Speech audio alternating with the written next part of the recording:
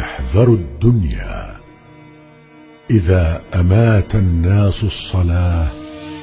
وأضاعوا الأمانات واتبعوا الشهوات واستحلوا الكذب وأكلوا الربا وأخذوا الرشا وشيدوا البناء واتبعوا الهوى وباعوا الدين بالدنيا واستخفوا بالدماء وركنوا إلى الرياء وتقاطعت الأرحام وكان الحلم ضعفا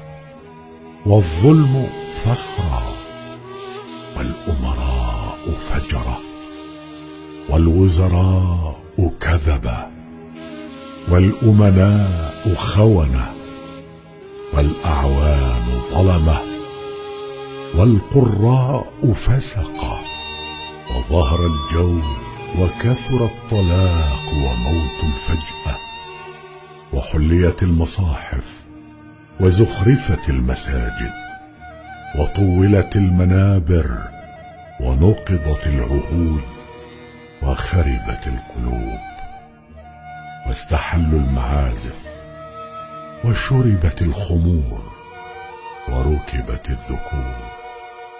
واشتغل النساء وشاركن أزواجهن في التجارة حرصا على الدنيا وعلت الفروج السروج وتشبهن بالرجال فحينئذ عدوا أنفسكم في الموتى ولا تغرنكم الحياة الدنيا فإن الناس اثنان بر تقي وآخر شقي والدار داران لا ثالث لهما والكتاب واحد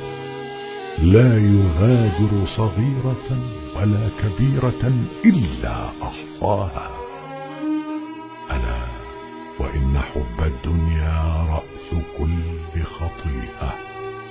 وباب كل بلية ومجمع كل فتنة وداعية كل ريبة فليكن حظك من الدنيا قوام صلبك وإمساك نفسك وتزود